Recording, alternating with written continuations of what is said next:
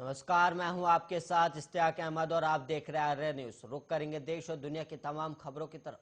देश के प्रधानमंत्री नरेंद्र मोदी सोशल मीडिया पर काफी एक्टिव रहते हैं और वो समय समय पर सामाजिक मुद्दों पर ट्विटर पर अपनी बातें रखते रहते हैं। और वहीं पीएम मोदी के ट्विटर अकाउंट हैकर्स की पहुंच से दूर नहीं है और शनिवार देर रात हैकर्स ने पीएम मोदी के ट्विटर अकाउंट में सेंध लगा दिए।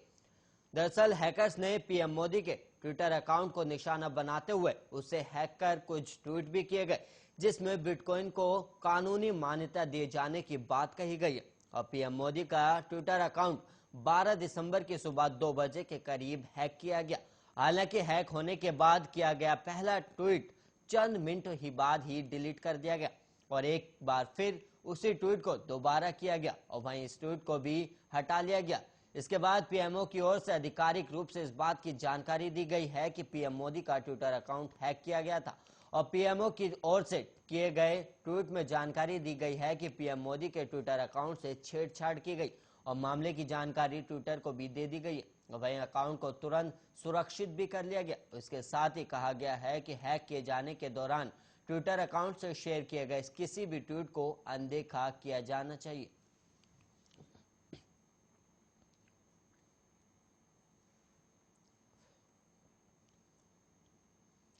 और वहीं उत्तर प्रदेश के सियासी समर में तमाम राजनीतिक दल अपनी पूरी ताकत झोंकने में लगे हैं और इसी कड़ी में ऑल इंडिया मजलिस ए इत्तेहादुल मुस्लिमीन पार्टी के मुखिया असदुद्दीन ओवैसी आज कानपुर में रैली करेंगे और इस सम्मेलन पर ओवैसी 5 दलों के नए मोर्चों का ऐलान भी कर सकते हैं। दिसंबर महीने में उत्तर प्रदेश के कई जिलों में ओवैसी की रैली प्रस्तावित है और एआईएमआईएम के यूपी अध्यक्ष शौकत अली के मुताबिक उनकी पार्टी 100 सीटों पर चुनाव लड़ेगी और साथ ही उनके गठबंधन के दूसरे दल 303 सीटों पर अपनी किस्मत आजमाएगी। और यूपी में अपना वोट बैंक मजबूत करने में जुटे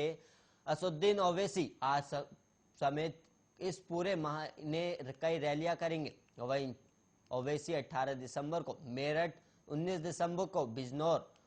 के नगीना और 25 दिसंबर को फिरोजाबाद और 1 जनवरी को सहारनपुर में रैली करेंगे। और वहीं इससे पहले ओवैसी प्रयागराज, सुल्तानपुर, उतरौला, रुद्रौली, बाराबंकी, जौनपुर, मुजफ्फरनगर, गाजियाबाद, सहारनपुर, मुरादाबाद और संभल में भी सम्मेलन में लोगों को संबोधित कर चुके। ओवैसी की उत्तर प्रदेश एंट्री के बाद भी सपा मुसलमान वोटों को लेकर आश्वस्त नजर आ रही है और सपा का कहना था कि हर राजनीतिक दल चुनाव लड़ना चाहता है, लेकिन इस बार उत्तर प्रदेश में सिर्फ अखिलेश यादव का ही जादू चलेगा और सपा एक साथ कई मोर्चों पर काम भी कर रही है।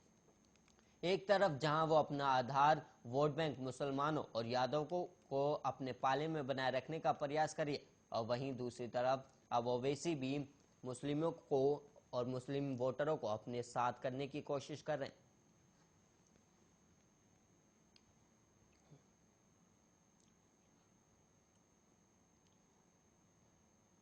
अमेरिका में तूफान ने जबरदस्त कहर बरपाया और 320 किलोमीटर प्रति घंटे की रफ्तार से चली हवाओं ने अमेरिका के 6 राज्यों में भारी तबाही मचाई है और इस बवंडर की वजह से कम 100 लोगों की जान भी चली गई है। और जानकारी के मुताबिक एंटिकी में सबसे ज्यादा तबाही हुई और यहाँ कई इमारतें ढह गई है और हजारों लोग बेघर हो गए। अमेरिका के केंटकी राज्य में तूफान से काफी तबाही हुई और राज्य के मैफील्ड समेत कई इलाकों में भीषण तूफान की वजह से कम 100 लोगों के मारे जाने की आशंका जताई गई है और ये आंकड़ा अभी और भी बढ़ सकता है। और रिपोर्ट के मुताबिक मैफील्ड इलाके में मोमबत्ती कारखाने को तूफान से काफी नुकसान हुआ और जानकारी के मुताबिक तूफान मोमबत्ती कारखाने से टकराया और उस समय इसमें सैकड़ों कर्मचारी काम कर रहे थे। तूफान की वजह से कई इमारतें ढह गई हैं और कई घर भी उड़ गए और मरने वालों की तादाद बढ़ने की आशंका जताई जा रही है और वहीं कई इलाकों में रेस्क्यू ऑपरेशन जारी है। अमेरिकी राष्ट्रपति जो बाइडेन ने इसे इतिहास के सबसे बड़े तूफान में से एक बताया और तूफान को लेकर यहां के गवर्नर एंडी बेशर ने इमरजेंसी की घोषणा भी कर दी है और प्रशासन ने बताया कि रेस्क्यू की गई टीमें अलग अलग इलाकों में मौजूद है और केंटकी के गवर्नर एंडी बेशर ने इस तूफान को अपने राज्य के इतिहास का सबसे भयानक तूफान बताया और उन्होंने राज्य में आपातकाल की घोषणा कर दी। उन्होंने कई जगह लोगों के मलबे में दबे होने की पुष्टि की और आशंका जताई है कि मृतकों की संख्या 100 के पार पहुंच सकती है। और वहीं केंटकी में 2 लाख से ज्यादा घरों की बिजली भी गुल हो गई है। फिलहाल राहत और बचाव का काम अभी जारी है और तूफान में जख्मी लोगों को अस्पताल में भर्ती कराया गया है।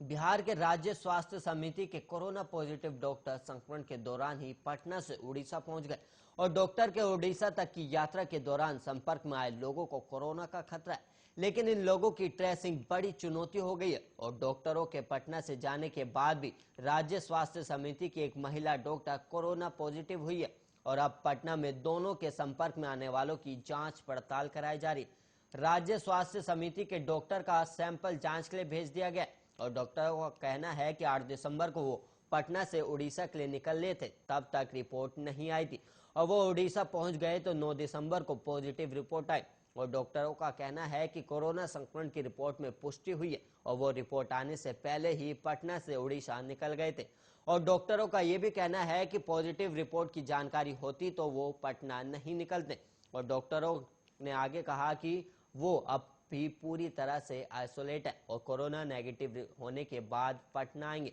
यात्रा के दौरान कोरोना का संक्रमण अधिक खतरा रहता है और राज्य स्वास्थ्य समिति के डॉक्टर जब पटना से उड़ीसा निकले थे तो उन्हें पता नहीं था कि वो कोरोना संक्रमित है। ऐसे में सुरक्षा को लेकर कहीं से भी चूक हुई होगी तो संपर्क में आए लोगों को संक्रमण का खतरा होगा और अब वो किस साधन से उड़ीसा की यात्रा पूरी की और कौन कौन लोग उनके संपर्क में आए ये पता न लगा ना बड़ी चुनौती होगी और इस तरह की लापरवाही के कारण ही कोरोना का खतरा बढ़ता है और ऐसे में सुरक्षा को लेकर यात्रा के दौरान काफी सावधानी की जरूरत है। सफर में एक भी संक्रमित संपर्क में आया तो कोरोना का संक्रमण फैल सकता है और ट्रेन और बस के साथ अन्य पब्लिक ट्रांसपोर्ट से यात्रा करने वालों को हमेशा सावधान रहना होगा जिससे संक्रमण का खतरा ना हो।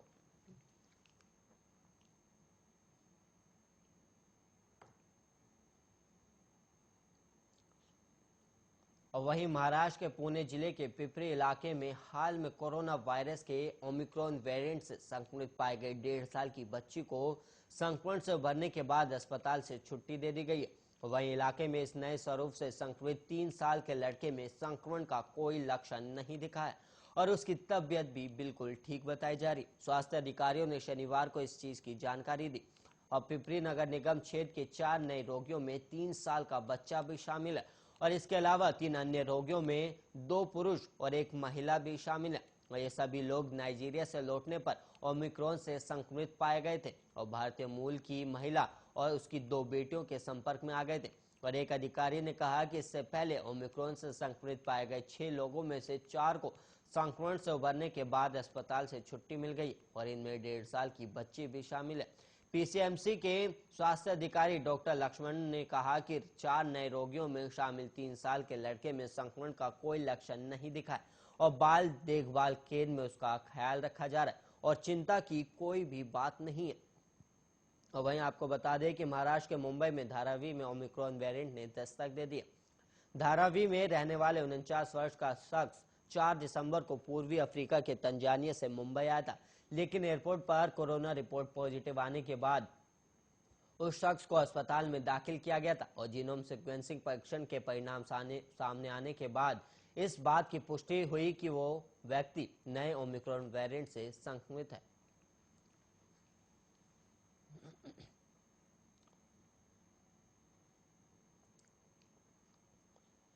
बिहार की महिला राज्य कार्यक्रम पदाधिकारी और पटना एम्स के एक डॉक्टर सहित पटना के 6 लोगों की रिपोर्ट कोरोना पॉजिटिव आई है और महिला डॉक्टर ने कोई ट्रैवल हिस्ट्री नहीं बताई, लेकिन हाल ही में उनके विदेश यात्रा को लेकर चर्चा है।